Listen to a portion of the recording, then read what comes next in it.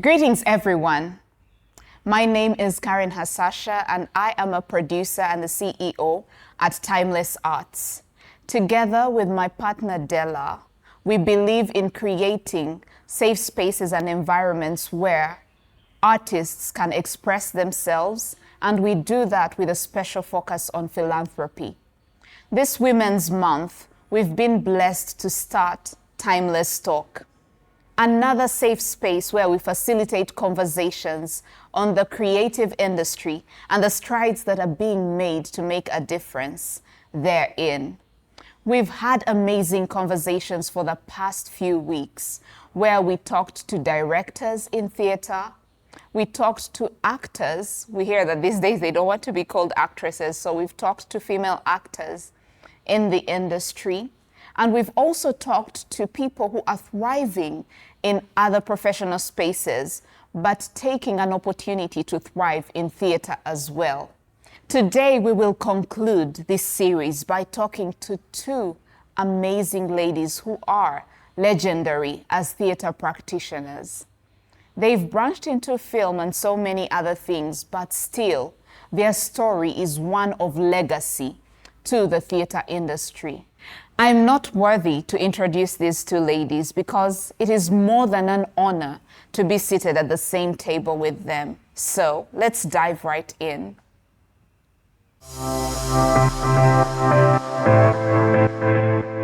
I have two amazing ladies who we are calling legends in the house today. I will not introduce them, but I will give honor where honor is due and ask them to introduce themselves.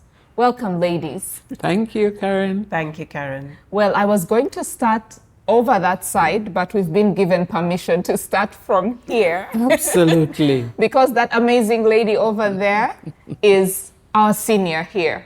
But now that we have permission, let's start here. Please introduce yourself. Thank you, Karen. You're welcome. My name is Kagimu Mukasa. I am a creative artist. Where do I start?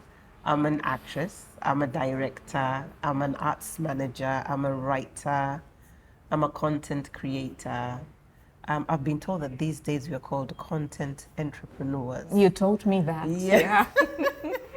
Yes. And I've done a bit of stage drama, radio drama, television drama. Wow. Community theater, facilitation. Facilitating workshops on acting, directing, managing the arts, managing projects. Wow. So yeah, it's a little bit about me. Oh, it's so good to have you here today, Kaya. Thank you. Sometimes I feel like saying your names without saying, a title or something is just wrong. But hopefully I have your permission to call you Kaya. Of course you do. Okay, thank you. And now we'll move over there to this amazing legend. What do you say after an introduction like that? What you have to say. Or should I even start with good evening, viewers? Like we used to remember watch that on from your television. Yes. So, hello, my name is Joanitta, Bewulira-Wandera. My maiden name is Kagimu Mukasa as well. And I am what you call an arts practitioner. Won't take away ngwa in the arts, yes. Really. I have done stage, I've done radio, I've done television, I've done film, I've done directing, I've done acting, I've done casting, I've done dancing. Yes, because really with a background like Namasagali College, Yes. That's the sort of thing.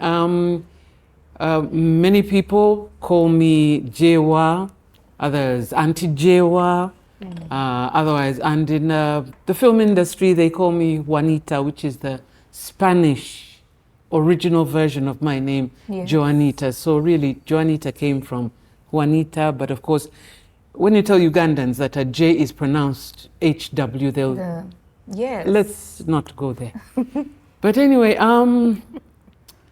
I have not had any formal training in theatre or anything like that. You could say I suckled it at the breast. Oh. Although in this case, the breast would be my father's, who was both an actor and a producer in stage and in radio. So really, my love for acting and for stage goes back to what? When I was 4 years old, really. Oh, wow. Yes, my father used to take us to the National Theatre when he and the group were acting on stage, and we'd be running around in between the seats after we'd had our sodas and snacks, you know.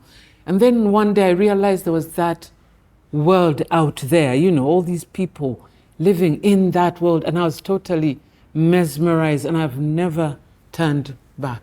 Wow, So that's amazing. That's amazing. For the sake of our viewer out there, I'd just like to let you know, if you did not pick up on it, that these two amazing ladies are actually sisters. Yes, they're sisters. And I'm sure we've figured out who the elder sister is already. And we were having our chat before this, and one of them seemed quieter than the other, but we're yet to check that. And so we're just going to go directly into it. And for this particular interview, the theatre people like to call you Auntie Jewa. Yes. So that's what I'll be calling you. And I've been given permission to call her Kaya. Yes. I first met you, Kaya, when I was 12 years old. And so you told me. Yes, 12 years old. And she doesn't remember, but I was in primary school and she came to coach us. It was Budo Junior School. That time they were doing the Hydra. Hydra was, I don't know if Hydra was being done by secondary schools, and there was one for primary. There were two. They were similar, but one was for the younger, you know, for the primary schools and the secondary schools. So I was there very quietly watching you. I was 12 years old. So I'm curious to know, when did you first encounter theatre? I know Auntie Jewa has mentioned family and all that, but for you, when did it actually become an experience for you? I think my earliest recollection was in Aga Khan Primary School. And there was a teacher, we had a drama teacher called Mrs. Sivunya. Do you remember Mrs. Sivunya? Yes, I do. She was an English teacher as well. Yeah, she was an English teacher, and she just loved drama.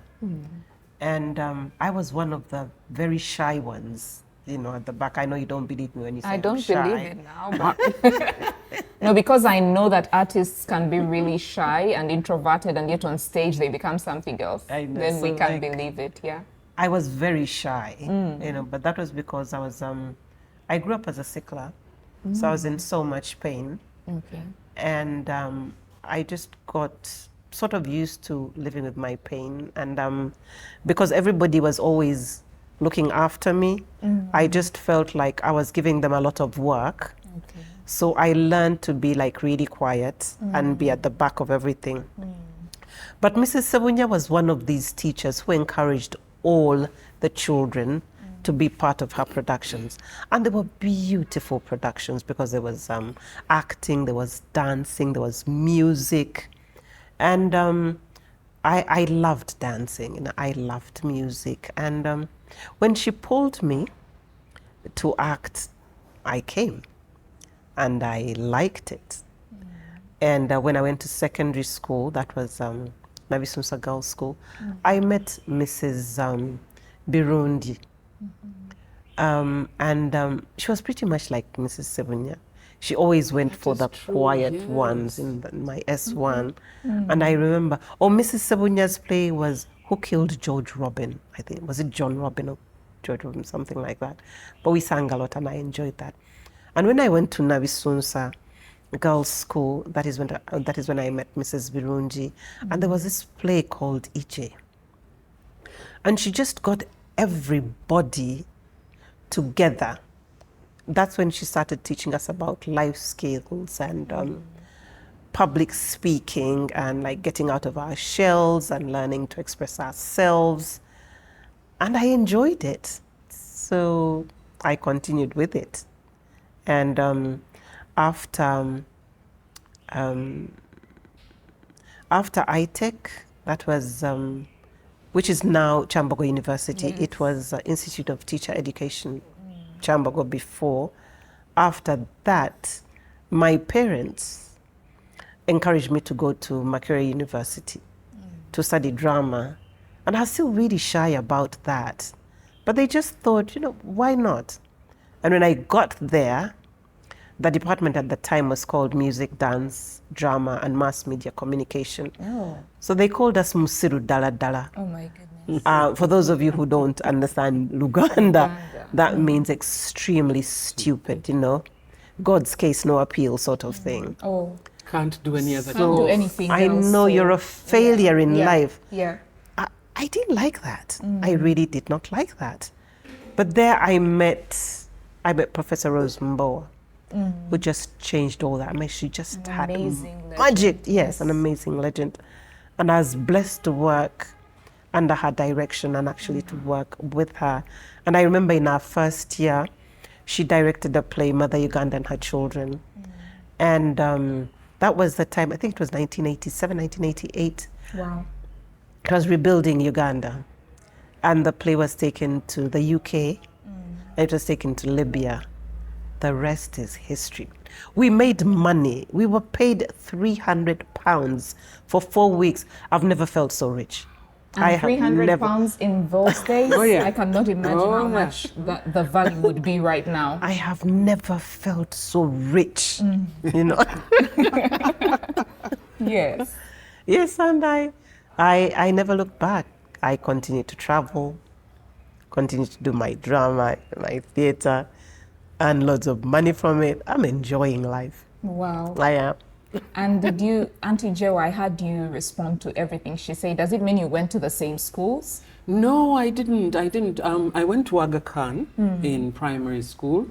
And, there, I'm going to just take you back just a little bit. I started with the 4 years. Yes. Now, at 7, I had, looking back now in retrospect, the amazing honor of having done my first production at the National Theatre. 7 years old, I was at a production Yes. in the National Theatre. Yes, you It were. was Nakalanga Nguire. Yes, Nakalanga Nguire. Nakalanga Yes. Nguire, yes. Oh my goodness. The sum total of my dialogue was a sneeze. Oh. A sneeze. Oh, wow. But I'm telling you, I did the perfect sneeze on cue. We were on this island. I can't remember very much about the story, but this island had misambwa, sort of like mermaids or evil spirits or something. And when he was telling the story on cue, I would sneeze and everybody would jump. Wow. I just did The it to best sneeze in the perfection, world. Yeah. I I felt was the in the sneeze. role. I was in the moment, and I never looked back. Once I went into primary school, we had Mrs. Joyce Mukasa. Yes, Mrs. Joyce Mukasa. And to be honest, from P1 onwards, every play, I won't say I was an introvert like her. I was out there. Who would like to do this role? Who would like to do this role, And at times I'd kind of sit back and wait, because Mommy said, no, you don't have to be the first one to raise Give your others a hand. chance. You Yes. You kind of sit back, hoping the whole time they will choose you until no one, raises their hand, and then. So all the way, up to P6. P7, I wasn't able to do that. That's the year after which the Asians had been expelled. Okay. So I had to go to Noman Godino, and of course P7 is that. Yes. Then S1, Namasagali College. Oh my goodness. How could I have missed Namasagali College? Yes, I learned to Namasagali College. dance. You go first. So you both went to Namasagali. Yes, we College. Yes, we did. I went for my S5 and my S6. Okay. And After they were Nabisunsa, yes, after Nabisunsa, and they were dance dramas. No, we were wearing leotards and tights and looking so pretty, and dancing to this music and really, really dancing away, under the guidance of Father Grimes. Yes. And I just loved his style, because he was always one of those. He was also one of the directors who encouraged everybody to do everything. I remember in sports, I wasn't really very good at anything.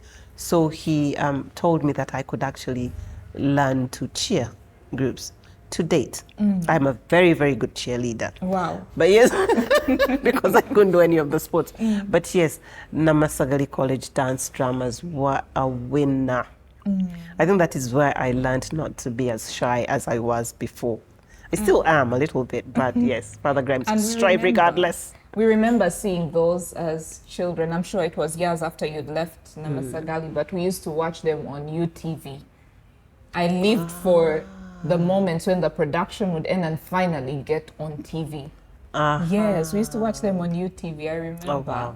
Oh, Yeah, yes. and so you went to Namasagali. Yes, to College as well. Namasagali, and oh my goodness, you know, because every year, every class had to put on a play, you know, as part of the, you know, annual drama, you know, competition and everything. And I have no bias in self-assessment. I'm not saying this to be a red pen. I told you about the red pen. The person who's always talking about themselves. I did this, I did that, I did the other, you know. And every year I got an award, yes, whether it was special mention or best actress. But for me, the thrill has always been in the production, in the moment, in the play, in that character, you know, that these awards come as a sort of a by the way. Yes. I remember the first time I got the award for best actress, we weren't allowed to tie our hair on the weekends. It had to be open. okay. And it was always a Sunday night when the announcement was made. Now there I was, you know, lying on my friend's lap, you know, and they were tying my hair because we'd have to wake up in the morning, you know, Yes. just trying to catch up on time.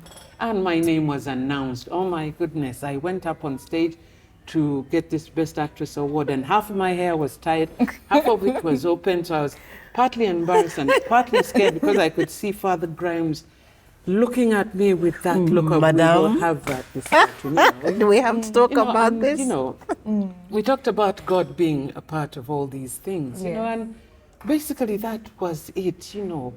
Up to this day, it's about the role, the feeling and everything.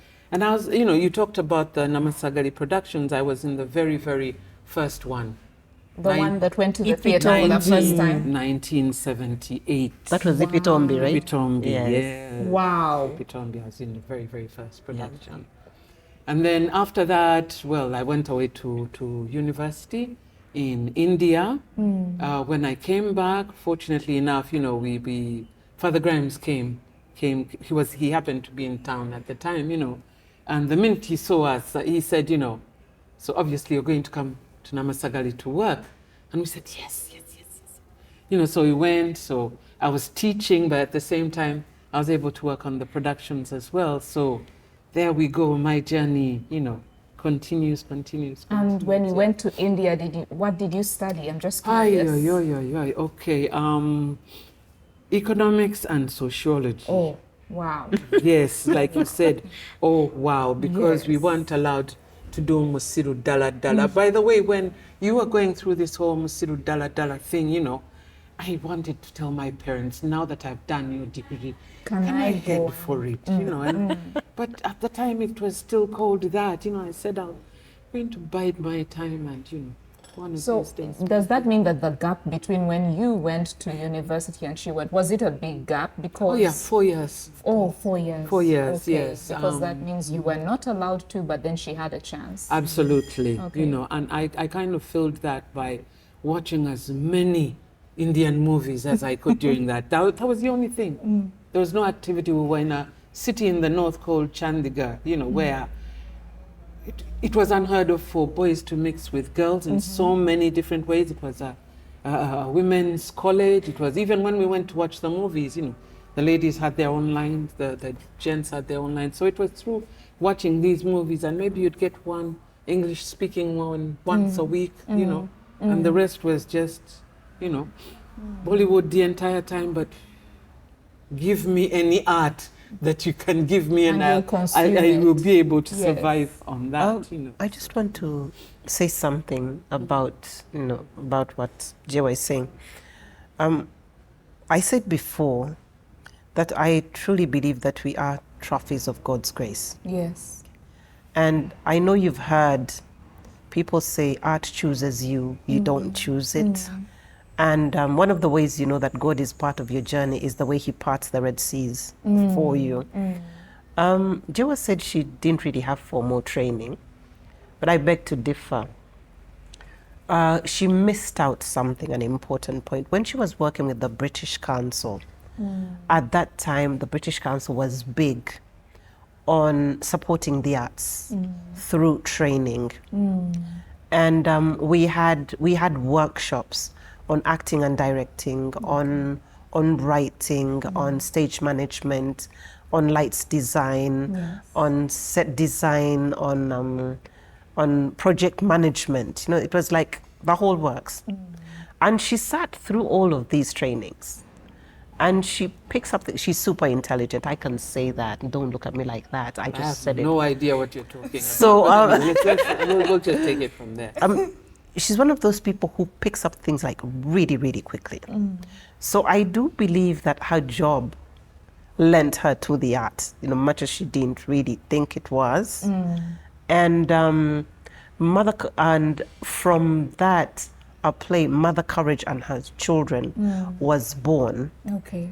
And it was translated into the Uganda language, courtesy of Madam here. Oh. Yes, and that play, it was directed by Jane Collins from the Wimbledon College Wimbledon School of Arts and Design. At the time, it's at the time, yeah. yes. She co-directed the play, and we performed it at the National Theatre and Zambia Youth Sharing Hall in Jinja, in Mbale, in Lira, and then we took it to South Africa, the Grahamstown Festival. Yes. And then we took it to John F. Kennedy. The John F. Kennedy Center for the Performing Arts in Washington. Odyssey Festival, Wow. prestigious festival. Wow. So I do believe that she picked a lot from there, just like I did, and a lot of other like creative arts practitioners that we have today. People like Irene Kulabako, people like Dr. Charles Mlekwa. All legends. Yes. Yeah, all legends. Just I like know, you know, yes. and Ashraf Semogiride, Isaac Moawu, Alice Wanga. Yes, Alice Wanga. Yes. So like all of us really, when I say we are trophies of God's grace, we really are. Yes. Because we didn't have to pay for the training, but instead we were paid, you know, when we traveled. Yes. People, we have been rich. I like the sound of that, and we'll touch that later because the industry right now is crying for funds. Very Yes. true. Artists Very are, true. Yes. for lack of a better word, very poor. And we will talk about that. But when you talked about being chosen, coming from what I'll dub a theatre family, do you feel like you had an opportunity to choose theatre, or did theatre choose you? I'll start with you, Auntie Jewa. I'd say a bit of both, Okay. to be honest, because, you know, as that 4-year-old child, you don't have a choice much except maybe what you'd like to eat or drink, and even then that's limited, you know. Yeah. But when you sort of turn around and you see this world, you know, that you never knew existed and you want to be a part of that, I think it was more that theatre chose me first, and I decided to go with theatre. Yes. You know, and never look back. So it was a bit of both, but I think theatre chose me first. That's beautiful. Kaya, did theatre choose you? Theatre definitely chose me because a lot of people have always told me I am good, and I so did not believe it. But then I sort of just tagged along, so to speak, until I finally accepted, okay, this is my calling, let me ride with it. Okay. And did you said you did not have the opportunity to choose MDD, Yes. but you went ahead of your sister. So do you feel like she was led to the arts because of you loving the arts, or was that a journey of her own? How do you see it? Good question. To be quite honest, I've never really thought of it. But like I say, having a father, you know, who was always on stage, and we had the opportunities to sit through those rehearsals. We saw him, working with the late Robert Serumaga, you know, and his amazing musical productions and everything. You know, I suppose we both got the tug. It wouldn't have been so much because of me, where maybe I came in was the part that she talks about of the British Council. But even then, it wasn't my doing, because as the British Council, we were working with the Royal Court Theatre in London, and they wanted to do a project with Uganda, with all those things that she's broken down, writing, acting, directing, and everything. And they asked us to put out a nationwide call for scripts, so that they could review those and handpick the people, you know. Yes. And she just happened to be one of the people who were put the scripts handpicked. in, and I happened to be the administrator of the project, you know. Yes. And we keep meeting like this, you know. We just keep meeting like this from time to time. And as we grew older, you know, she pursued her talent as a writer. I can write, but I find it very, very lonely, so I kind of stopped, you know. But as a writer, she's written very, very many, you know, plays and everything. Some of them with the titles like Rhythm of My Chaos. What language does the wind speak? But all, you know, truly amazing. And I've Yes. had the pleasure and honor of working on a lot of her work, you know. And yeah, so it's more a case of her being behind me than me Yes, being you know. behind her, Oh, sort okay. of thing. So, because she's got all these opportunities that she keeps chasing up on, you know, and I'm no good at chasing up projects, you know, projects. But she pulls you find in every me. single Oh, yeah. time. Oh, yeah. Yes. You know, I've got this project. Oh, of course, let's do it. Let's go. Let's, you know. Yeah. And Kaya, do you feel like your big sister inspired you, or did you just feel like you had her to support you when you finally decided that theatre had chosen you? I think my support system is my father. I am living his dream. Okay. That has become my dream. I'm doing good. Your baby girl is doing good, Daddy. Rest in peace. But Jiwa is an amazing support system as a person. The only reason, by the way, the only reason I work with her is because she is stellar at what she does. I like working with people who appreciate the arts the way I do. So they pay attention to detail, they appreciate professionalism, they give it their best. And when you have Jewa on a project, you know you will not get less than her best. So I would like to say that whatever project she is part of, I know I can always depend on her. And always, and also something I always find very interesting is if she is on a project, then you know that discipline will be sorted on the production on the production journey. So I've heard. Yes, so I've heard. And I also like the fact that she keeps in her lane. She knows what she's supposed to be doing at a given time on a given project, in whatever role you put her. So she'll keep in her lane, she'll do her best. And because she's always doing her best, everybody around her has to silently follow, if you see what I mean. Like Yes. she's a gem. And that it rubs off on everybody. Sweet baby. Yeah. No, but she is. She is. Yeah. Tears to my eyes. No, but she is. So that's the only reason I work with her. Believe you me. If she didn't do that, if she didn't bring the support to the project that She's right. I needed, chances are I wouldn't work with her. Perfection. So yeah, that's it. So it's not really a case of one inspiring the other, but it's a case that God put you in the same family Yes. and created an opportunity for you to be able to support each other and work together and be, you know, sometimes when you're doing a project, you want to have that one person you're sure of. Yes. That if that's true. everything else falls apart, you have this one person you're sure of. And I see from what you're saying that that's what you have Yes. with each other. And let me just To add be- something. sorry. And I totally believe that we got it from our father. I mean, Daddy was like 83. I think 83 by the time he went to be with the Lord. Yes. But he'd still come to studio. You know, he lived his dream of creating a radio a recording studio. So we'd record radio dramas there, and we learned, oh my goodness, we learned so much from him. But just working with him and watching the way he worked, I believe is, I think, our biggest support system, because he was not tolerant of professional mediocrity.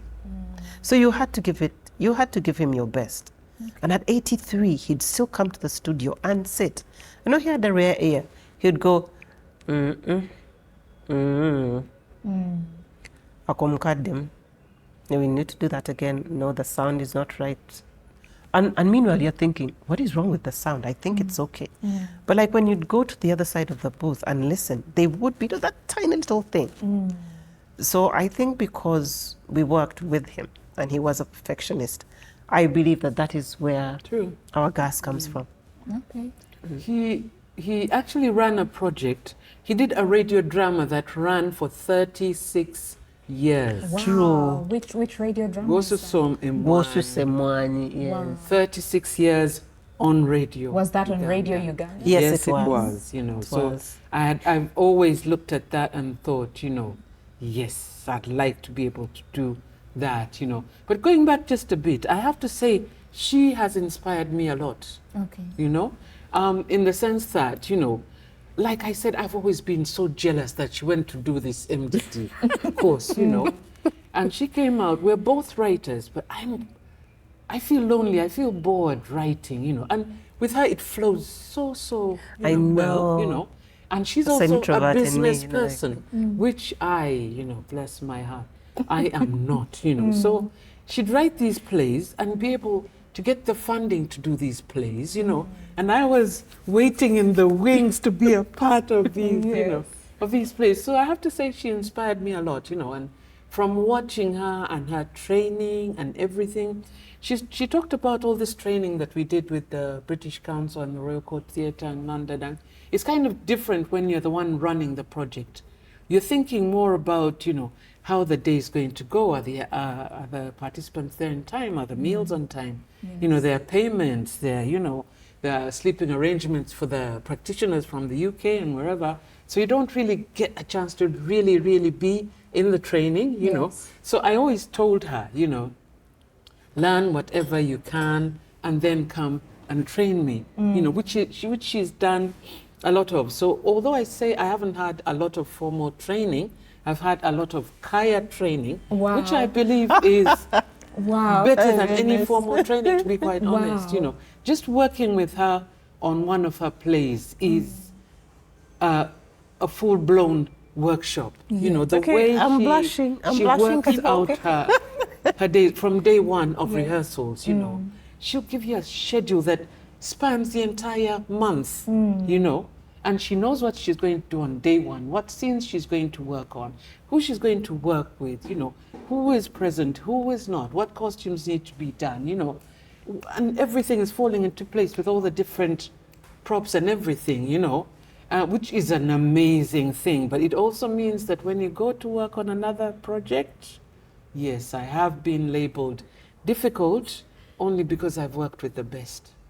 That means she's an amazing producer. So when I go onto these sets and people are lackadaisical about timekeeping, about, you know, being professional, getting on set and going into makeup and wardrobe, you're sitting Isn't that the chatting most frustrating and talking thing? about everything, or coming on set and no lines in your head, and yeah, I will have something to That's say a tough about one. it. And the moment you Or say it, just everyone try. That's true. falls in line, right? She's difficult, she's, you know. But when you get on set and a director looks at you and says, welcome, Auntie Jewa, you know, whenever I see you on set, I know my day is going to go well. And you're thinking, Yes. you give God a high five. I know, So I know. Wow. And yeah, we've talked about, you've mentioned all these plays. By the way, I'm curious, when you talk about Mother Courage, before that you talked about Mother Uganda. Yes. So did the Mother Uganda play inspire the Mother Courage play? No. Or are they very different from They're each other? totally different. Mother Courage, Mother Uganda and Her Children was written by Professor Rose Mbowa, the late. Rest in peace, Professor. And it was about rebuilding Uganda. It was rebuilding the image of Uganda immediately after the war. Okay. Okay. And Mother Courage and her project was by Bertolt Brecht. Bertolt Brecht, yes, a German writer. A German writer, which was translated into Uganda. And it was part of a festival. It was like a festival project. So the two were very different. Mother Courage was about the 30 Years' War in Europe. In Europe. Okay. But it resonated so well with Uganda being just post-war that, it kind of, created that relatability Okay. for both the audience and the people. Did Mother Courage come first? No. No, Mother Uganda. Mother came Uganda first. came first. Oh, wow. And also, like, the other interesting thing about Mother Courage and her children was it had been translated into French, Spanish, German, of course, English. And, like, to add a Luganda version to it, just added, like, a richness to the play itself. What's the title in Luganda? Nalukalala Nezaderi. Oh, wow. Nalukalala Nezaderi. Yes. Okay. I don't want to sound like we're speaking Luganda in English. Yes. Okay, so I know that when we were speaking earlier, you were writing down lists of plays that you've been in. And so I want to know right now, what's been your favorite theater role ever in life? I know that you have years and years, these ladies have years and years and years of experience. They've written pages and pages in their notebooks of plays that they've done, and now we'd like to know their favorite. I know it's not easy. Maybe two. Two favorite plays and roles that you've played. Okay, Yes. I'll start. Okay. Nalukalala Nezaderi. Okay. Why was that? That dialogue. Because I was acting as Katrine, Okay. the deaf and dumb girl. So I did not say a word. I had a lot of actions and I was able to communicate to our target audiences. And that was, like, I think one of the biggest challenges in my acting career. So yes, that was one of my favorites because I had to work. I had to work very hard to achieve that. So yes, I'd say that was my favorite. Are you a method actor, by the way? Are you a method actor? Because why I ask that is, in that season of your life, because you were acting as someone who was deaf and dumb, did it mean that you had more intention in your personal life to be quiet?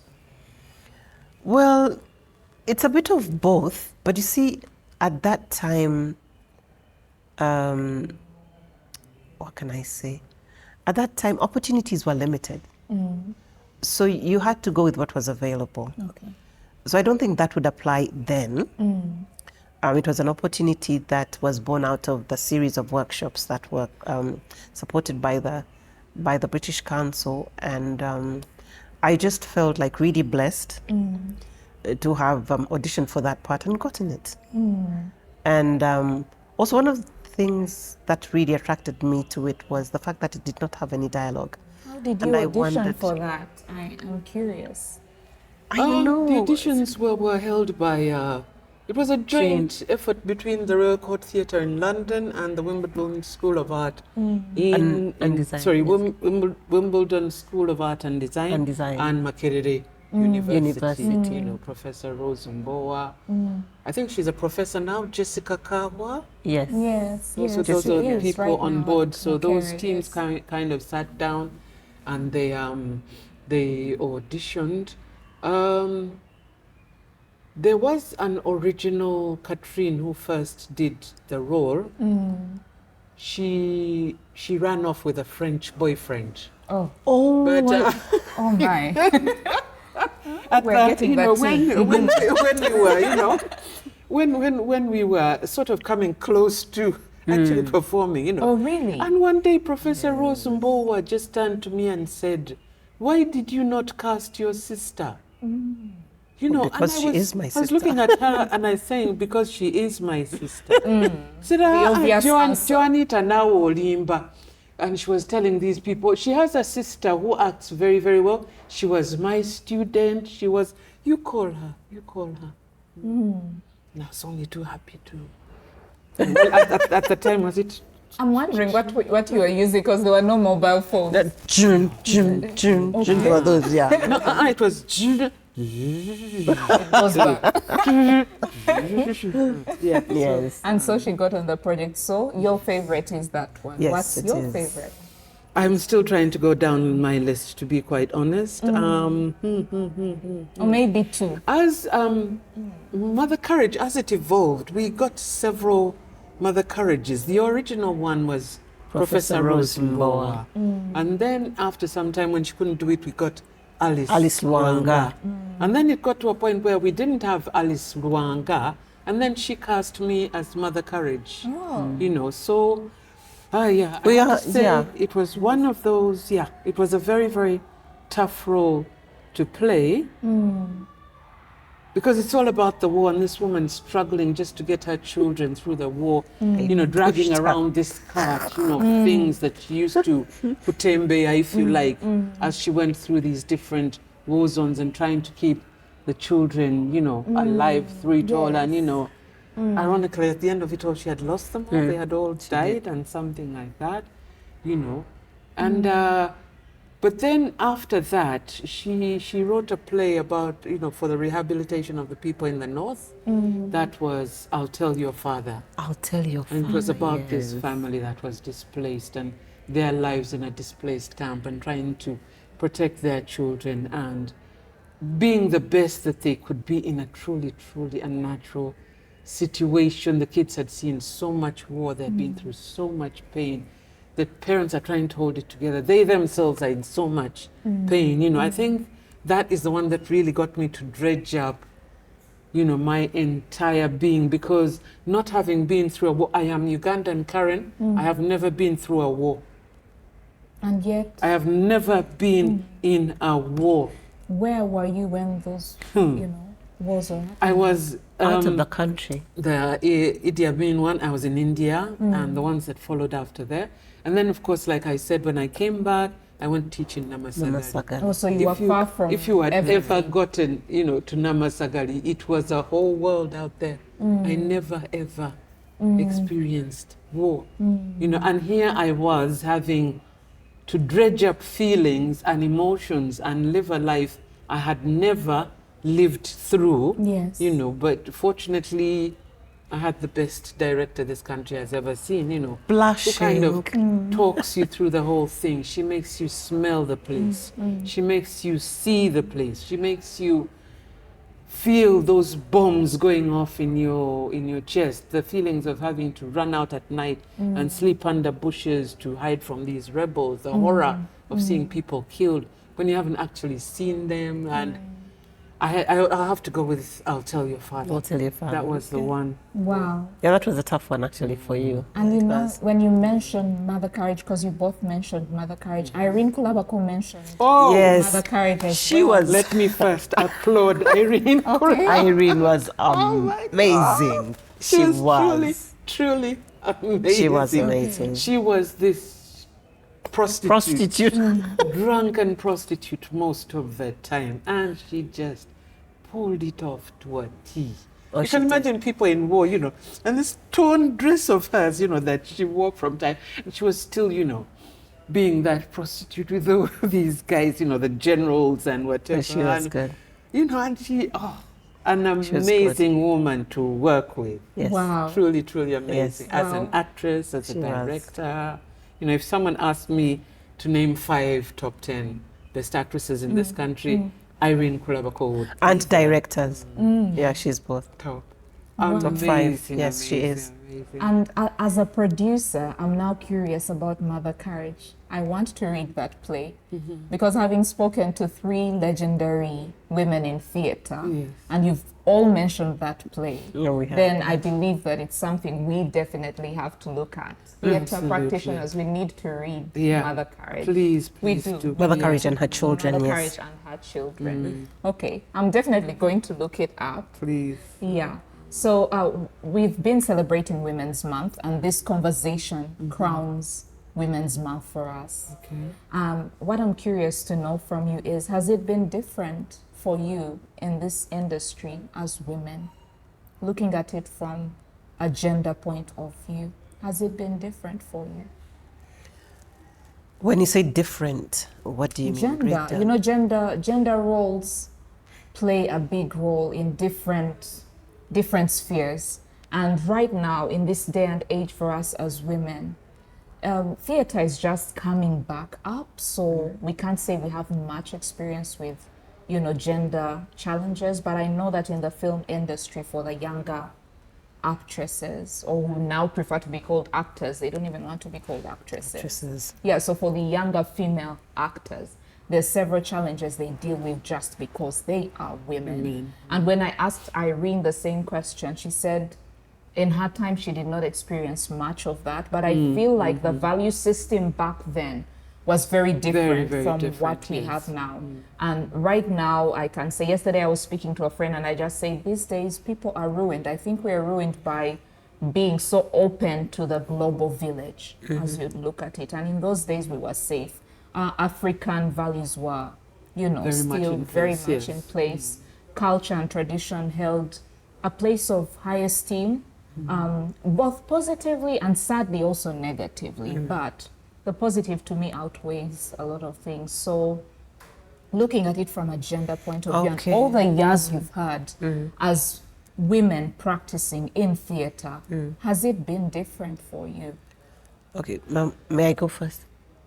Actually, I'd like to go first on this one. Okay. Okay. Because you would be coming in as one of the bosses sort of thing, producer, director sort of thing, you know.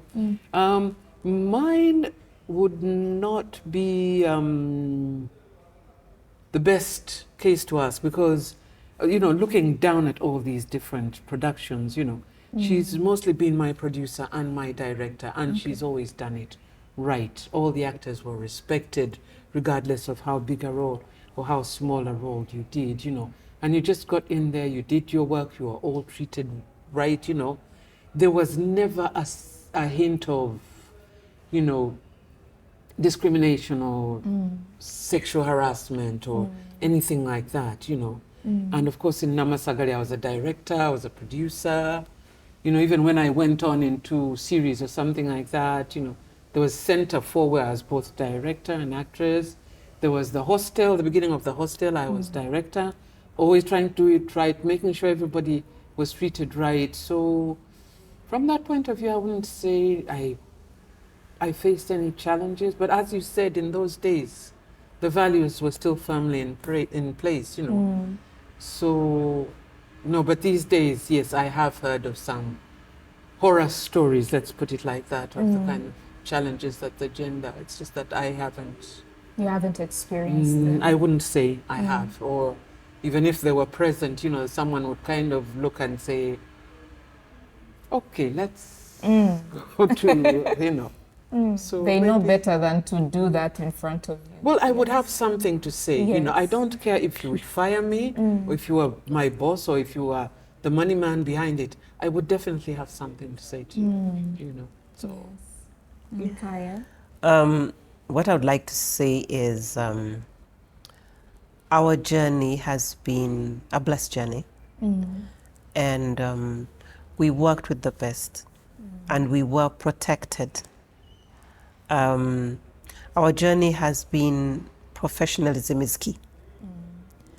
Do everything the way it is supposed to be done, and you will be rewarded on merit. Okay. So you earn the respect, and you build yourself brick by brick, Yes. because there is somebody to hold your hand Yeah.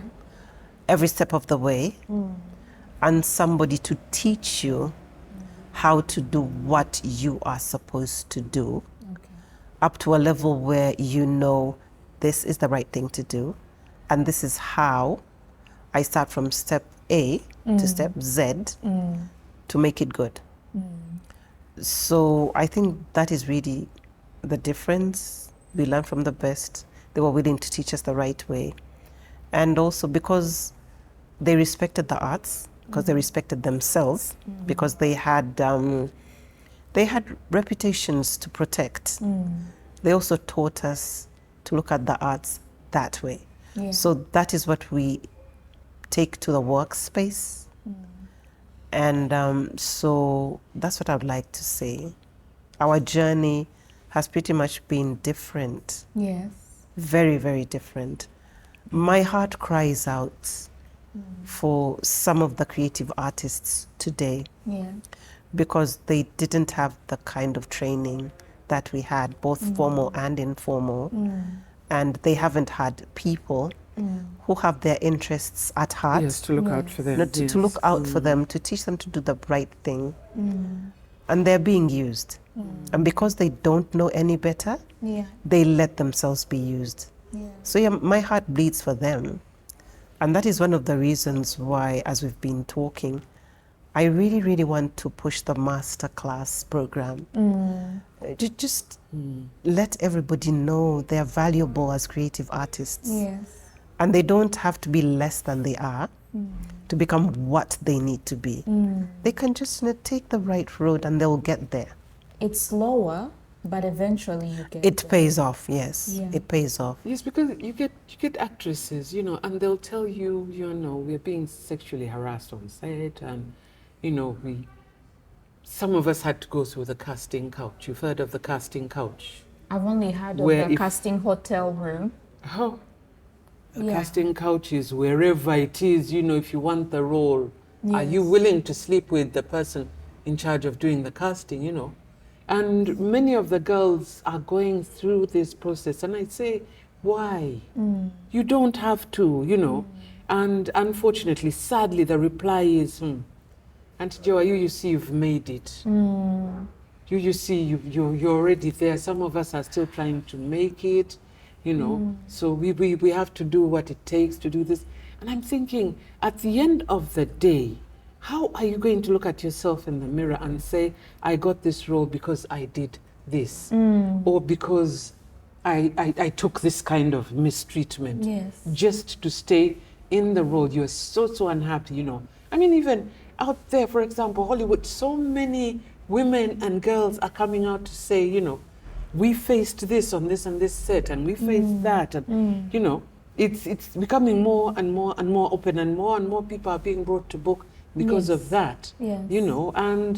But what do you do with a person who tells you And that there's they want to get ahead, that they want to have the kind of life that they believe we're leading now? Yes. And yet you've put in the work for years and years Yes, and years yes, and years. yes. Yeah, and they want to take the easier way out. But it's also because they don't know any better. And social media paints this picture of what success is. And we don't know the nitty-gritty, because when it comes to social media, we're only seeing what's on the surface. The red carpet. Yes, we're and seeing the the red awards, carpet. Yes, and that's the what we're poses, seeing. and the Yes. evening gowns, and the Yes. And the other day, one of the ladies in the cast, where we are doing the Phantom of the Opera right now, we're preparing for the Phantom of the Opera. And one of the ladies was saying that the next time there are awards, she's going to show up in jeans and a t-shirt. And we asked her why. And she said it's because it's the truth. Most of these actresses or actors cannot afford those dresses that they Exactly. wear in the red carpet. Yes, she said that. Because And it's you true. hire them for as much as 100,000. Yes. Just for the evening, just to look the part, just to do what exactly. And because with you're your trying life, to, you're also trying to stay relevant. Because if you're not, you're saying that if you're not seen out there at the events that matter, then the people who matter in the industry may not see you. to cast And right you now, and film, so we say theater is just coming back up again. So right now, film is the thing. Yes. Yeah. And so many times you're questioning yourself, even as a theater practitioner. And so when you think about theater and you think of the time you had and the fact that we are just trying to rebuild it, then comes the question of mentorship. Absolutely. Ladies, have you mentored anyone? Do you have some people you're passing the legacy to? Right now, Yeah. that is all I live for. Okay. I will mentor everyone wherever I am. It doesn't matter if it's a radio, drama project, community theater project, stage project, movie project. I will mentor them one by one. And wherever I can, I will get them together in the same space and share my experiences. That's what I do. Just let them know. Just take it a step at a time.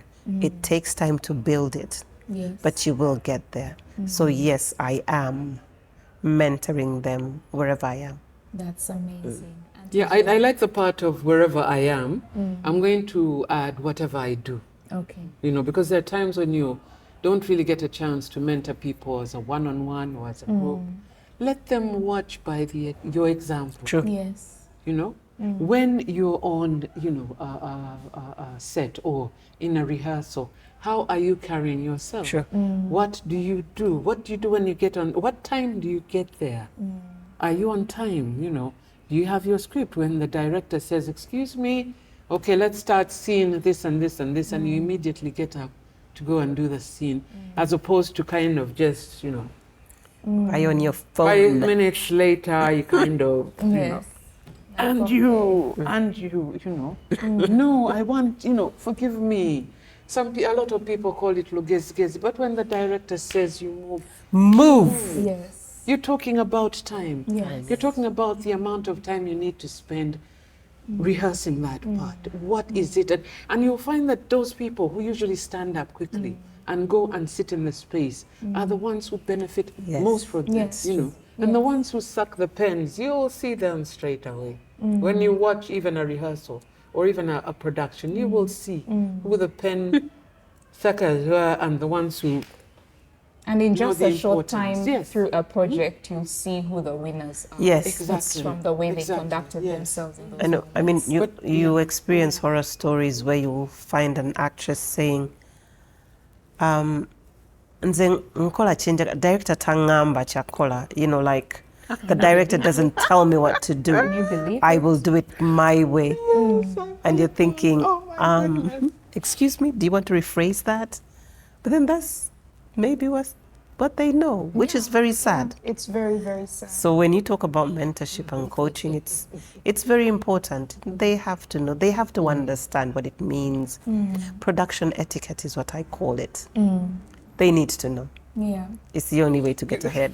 No, like, you get these ones who talk about, no, drama enaku zinali modern, you know, you don't really have to learn the lines. Oh. As long as you know what they mean, you just say them, and I said, okay, so if the cue is, you know, I have to leave now, and you say something totally different, then what happens to the scene? There's a lot No, of okay, improv. okay, no, what I Yes. meant was, and I say, what you mean is, there was a reason why that writer wrote that scene like that. There's a reason why the director wants you to read it like that. There's a reason why the director wants you to act it like that, so that he puts out a coherent piece, okay? Yes. Yes. So if that's not what you want to do, then you shouldn't really be here. and I also You think know, it's all right. You don't have to be here. But if you're here, for the sake of everybody else on the team, do it right. Because basically that's what it's about. You want quality, do it right. And so you're mentoring Easy. through Yes. through the people around you watching. yes, that's true. Yeah. But it's also like another thing we're struggling with right now is we have different calibers of actors.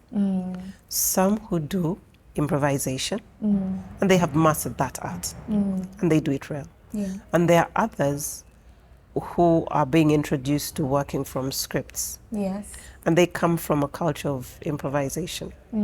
So they haven't yet gotten to a place where they understand that there's a difference between drama by improvisation and drama by working with a script. Yeah. So that is also something that they need to learn. Yeah. That you really can't cross the two, otherwise you will get negative results. So that is also something that we need to fit the jigsaw puzzle, so to speak. And when you talk about the master classes, that means that one of the things that you would have to teach, like you said, technique.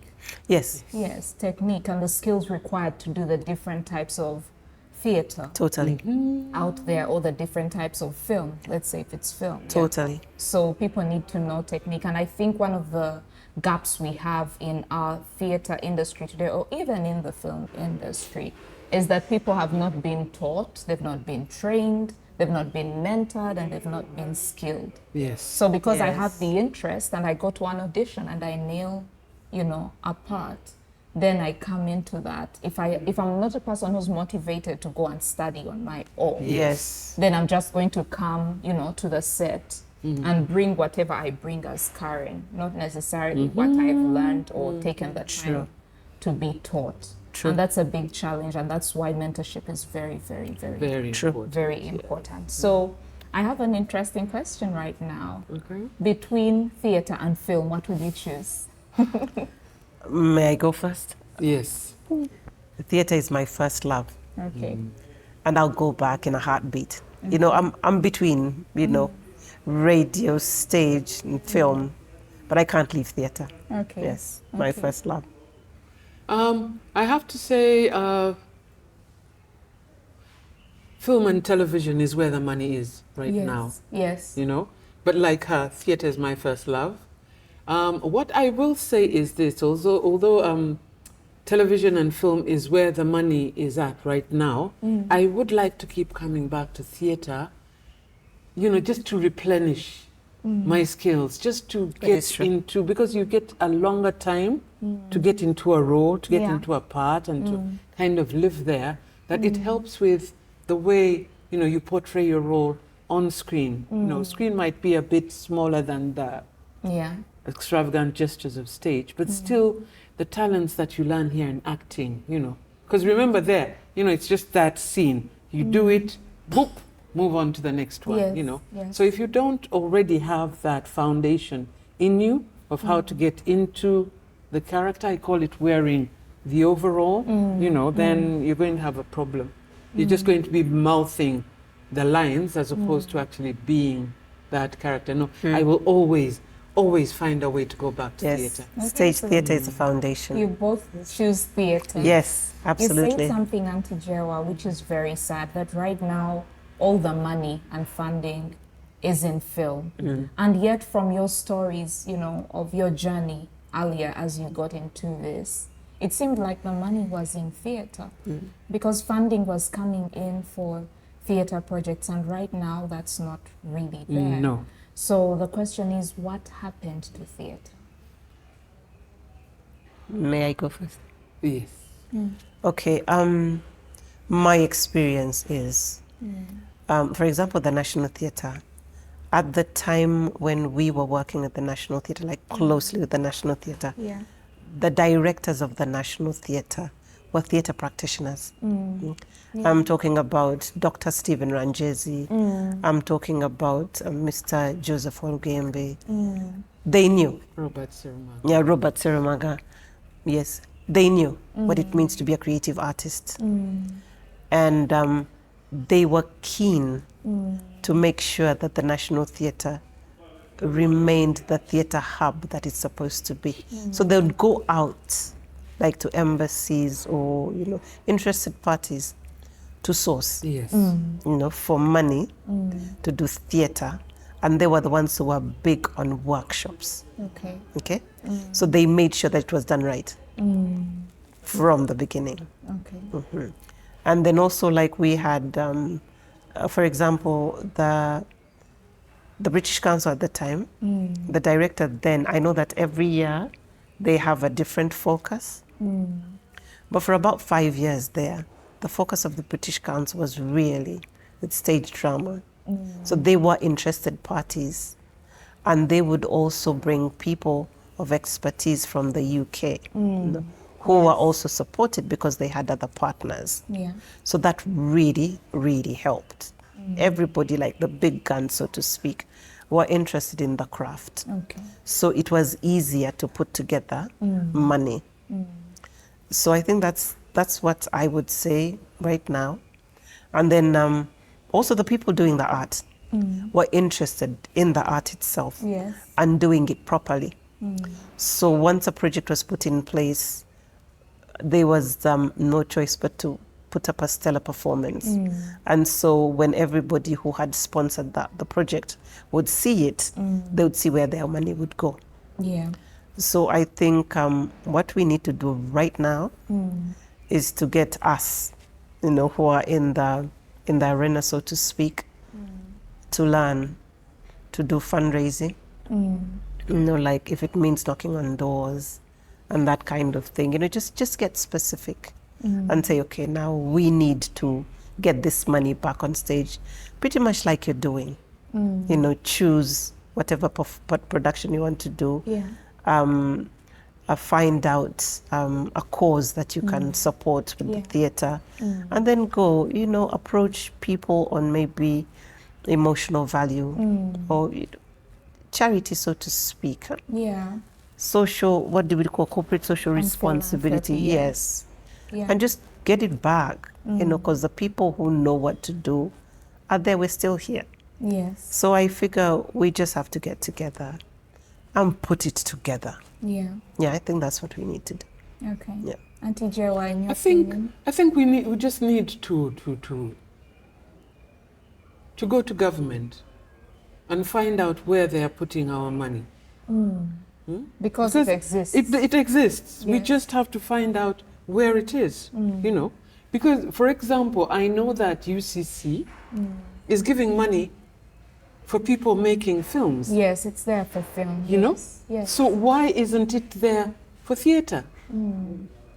Yes, film might be the one that's very, very visible and so on and so forth, but we need to go to bodies like that and find out where the money is for theatre. And if they tell us that they don't have money for theatre, they have it for film, then we can, organize a sit down for them, tell them that theatre is even more important than film because that's where it all comes from. Yes. Could they please put money aside for these, productions? Because, I'm sorry to turn your own interview on to you. First of all, thank you very, very much for all your efforts that you're doing through, is it the what's the name of the foundation? My sincere apologies. Timeless Arts, yes. And putting on productions. I mean, Phantom of the Opera, oh my goodness. Let's start with classics. I know, My Fair Lady. People need to see that, we grew up on things like that. And those are some of the things that truly added to our inspiration. It has music, so, it has dance, it has drama. If we tell them that there are people here who can do that, Yes. provide the money. The money is there. We just have to find out where it is so that Karen doesn't have to do her own running up and down to go and find sources to fund this sort of thing. Thank you very much for all the sponsorship that you're getting and be able to put on quality productions like this. And it's a struggle, to be honest. Exactly. It's a struggle. What I'm saying, tell us. It can be done. Tell us, And I'm sorry to go political, but good people, get us an independent ministry of culture. It's long, long overdue. Stop putting us under different ministries. The Ministry of Culture is big enough and wide enough, And unless it's taken out from under whatever ministry you're putting right it now, we're under gender. Exactly. Yes. Gender, labor, and social development. That's where we are. And we have a desk somewhere in the corner, the cultural desk or something like that. Good people, give us our ministry and the sky will be the limit. We will put you on the map even more than any other department, trust me. And it's interesting that theatre is actually a tool that can be used by even all the other ministries. Exactly. For example, the Ministry of Tourism. When they come and talk about tourism and tour in Uganda, which is beautiful, we agree that it is beautiful. But what about if we had productions showing the world how beautiful our country is? Then that would work even better. Exactly. Absolutely. I'm sorry, I'm going to go off at another tangent, Some of the plays that she wrote were commissioned plays, medical plays.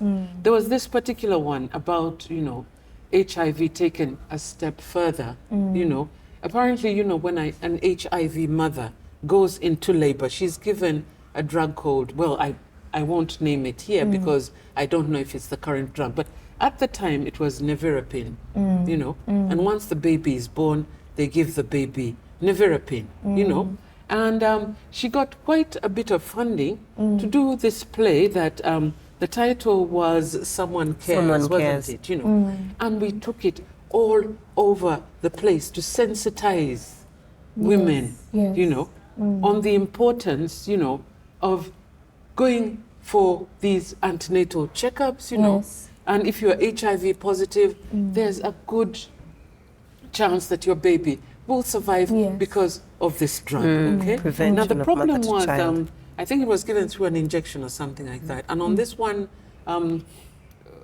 time, this child was injected and the baby bled quite a lot, you know, and they said, oh, nevirapine is dangerous and so on. And yet it was a pre-existing condition with the child, you know. So this particular organization put in money so that we could go around and tell people, no, The it's truth, not yeah, so you nevirapine. tell them the Yes, truth. that's Did this, Yes. and we did that through theatre, Yes. community theatre, and we Yes. went all over the place just acting this play over and over and over again. You know, the other one, I'll tell your father about yes. displaced people in the north. We took it to schools, you know, and you should have seen the way those dear children just looked and looked and looked and got the message a lot better than any government official or any medical official, any refugee official could tell them that, you know, someone cares. Yes.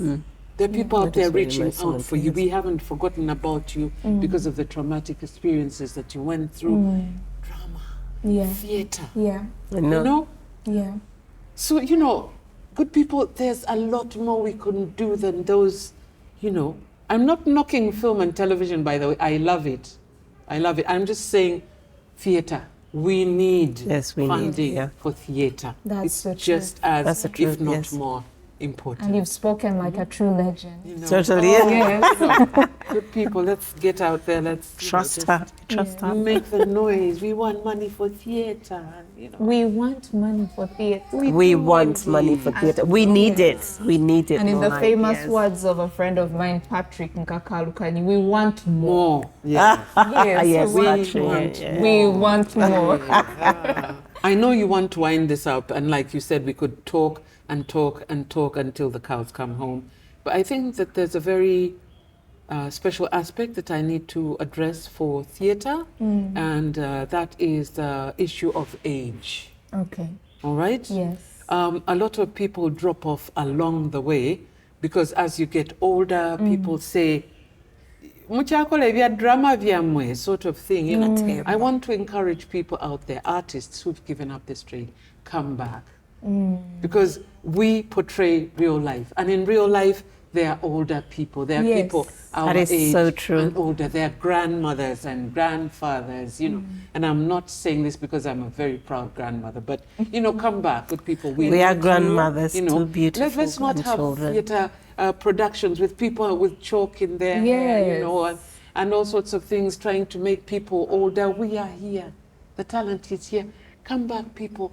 Let's work. Let's work with these younger people. Let's inspire them. You know, like I said, I will go out with a script in my hand. I am never going to stop acting. I'm never going to stop theatre. I'm never going to stop film or television or radio. I am here for the long haul. People coming, and those of you who keep telling us older actors, that why are you still doing it? Aren't you ashamed? Are you ashamed of your parents or your ages or whatever? We exist in real life. There and you we have have it. to be There here you have to it. portray these people. So stop laughing at older actors. We have an important role to play too. And Copy that. yes. And Auntie Jewa has spoken to the older actors. Kaya, I'd like you to speak to the younger ones, especially the young ladies. I think the first thing I'd say is find out what is your why. Why do you want to be a creative artist? Because that will definitely direct you. Because it's a tough world. It's difficult. There's a lot of stigma attached to it, and you're prey. You know, you're young, you're beautiful, you're open slates. People want to use you, but once you know why you want to be part of the creative arts, then you'll go out there and find out how to get to where you need to get to. Yeah. There are different people now who are acting, thanks to social media, So thanks to the internet, you can find out about different people, different actors, and find out how they have made it without having to compromise who they are Yes. or compromise their dignity as females. You can do it, but you've got to be certain that that's what you want to do, because it takes commitment, it takes a continuous studying, it takes consistency, it takes wanting it so bad that you're willing to put in the hours, study, work, find the best in the industry, talk to them, work with them, and keep your dignity, and keep praying. God gave us a talent, and what He gives, He takes care of. Trust Him. I like And you'll that. get there. What He Yes. gives, He takes care of. Yes, Amen that's to beautiful. that. Amen. So yeah, you just need to keep on working until you get there. It takes time. Yes. It really takes time. I know a lot of young people are impatient and they want like microwave success, so to speak, or drive-through success, because you just go to a KFC or whatever it is and get what you need. But it takes time, it takes courage, it takes a lot of work, it takes discipline, it takes integrity. But you can get there. Yeah, so please do. And what people forget, even when you mentioned, for example, KFC, the drive-through, Yes. it took the Kano time to come up with that recipe that they now drive through to I pick know. up real fast. Exactly. Totally. So everything Was he in takes his time. 80s or something like that? He was. Sis- And he was very old when he finally got to that point. Yeah. And all these success stories we've had of whether it's inventors or whoever it is, everything Yes. took time. And patience is something that I remember a friend of mine teaching me that one of the reasons we lose is because the devil is very patient. Oh yes. And so to contend with him for your life, you have to learn to be very, Patient too. very Fair. patient. Yes. Yeah, because he'll wait. If it takes him 20 years to get you, it's okay. He's okay with that. And so when you think about something like that, even in our own lives, when we contend for that which we are called to do, Yes. it requires that we are very, very patient. Patient, yes. And so these are very wise words from our legends yeah. here today. You got to fight. Crowning It's our okay to be celebration patient, yes. of Women's Month with leading women in theatre. Yay! I've enjoyed our conversation, and like I was trying to say earlier, we could go on and on Yes. and on. Until the cows And come we're home. going to call you back one of these days. Oh, we'd love to be back. We're honored. Still have- Yes, Honored. and we'll be talking about some of the different things you've pointed out. Okay. We'll focus and zero in more on those at a later date.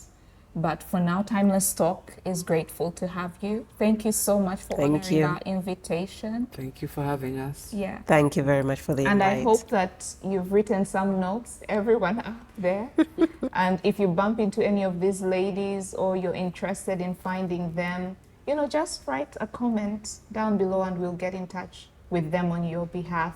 I hope everyone out there, I hope you've written notes, because some of the nuggets here, I just wanted to steal moments and write. And so the moment we get off camera, I'm going to write a few things. But I hope you've picked from these amazing legends.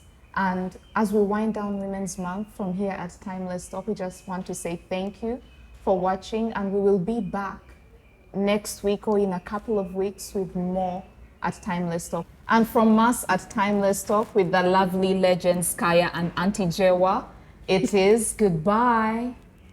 Bye.